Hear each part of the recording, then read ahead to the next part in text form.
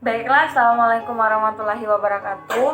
Saya Laila Malahayati. Pada kesempatan kali ini, saya akan menjelaskan sedikit tentang apa sih yang dimaksud dengan psikologi pesan itu.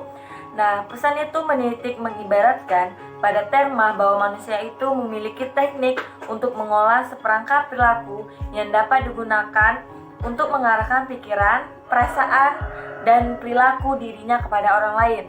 Nah, kata perangkat perilaku tersebut bisa kita kenal dengan sebutan sebuah pesan. Adapun bahasa, nah bahasa ini terbagi menjadi dua bagian. Yang pertama itu dari segi fungsional, yang merupakan alat yang dimiliki bersama untuk mengungkapkan sebuah gagasan atau ide. Yang kedua itu ada dari segi formal. Nah, dari segi formal ini merupakan kalimat yang terbayangkan dan dapat dibuat menurut peraturan bahasa. Nah, psikologi pesan ini terbagi menjadi dua bagian. Yang pertama itu ada verbal dan non-verbal. Bahasa atau linguistik ini merupakan alat yang dimiliki bersama untuk mengungkapkan sebuah gagasan atau ide. Bahasa hanya dapat dipahami bila ada kesepakatan di antara anggota-anggota kelompok sosial untuk menggunakannya. Nah, adapun cara tutur bahasa.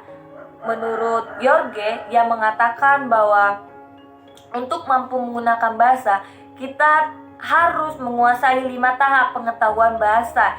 Yang pertama itu ada memiliki informasi fonologi tentang bunyi-bunyi dalam bahasa.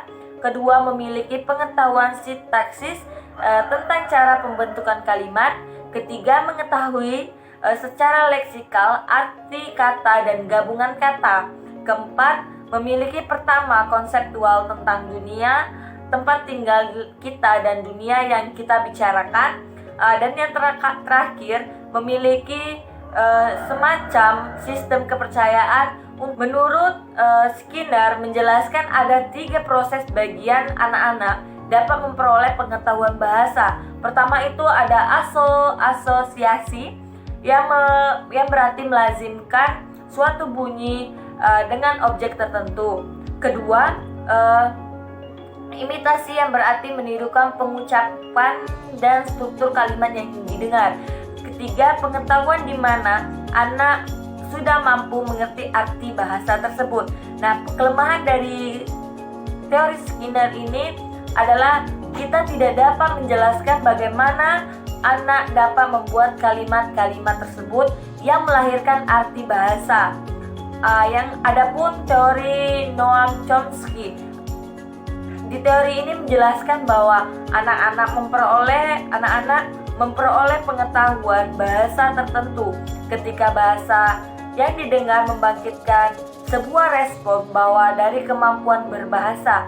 Teori ini memperkuat perkembangan mental dari Jean Piaget yang menunjukkan adanya struktur universal yang menimbulkan pola pikir yang sama pada perkembangan anak. Adapun bahasa dan bagaimana cara proses berpikir. Di sini menjelaskan tentang hubungan bahasa dengan berpikir. Teori ini dapat kita simpulkan bahwa bahasa dapat membentuk pandangan kita terhadap dunia. Bahasa berbeda juga memiliki pandangan yang sangat berbeda, juga pun kata-kata dan makna. Nah, terbagi menjadi 3. Yang pertama makna inversial menunjukkan arti dan makna intensional. Nah, kalau makna menurut psikologi itu seperti apa sih? Nah, makna ini terletak pada pikiran orang, yaitu persepsinya. Maka ini diperoleh dari suatu hubungan stimulus asal dengan stimulus yang terkondisikan. Ada macam kata. Yang pertama itu ada senar word yang artinya kata erangan. Yang kedua itu pure word atau eongan. Emer memperluas 2 macam makna. Menurut mereka, tanpa kita sadari ada kata yang mengandung sifat positif dan negatif oleh komunika.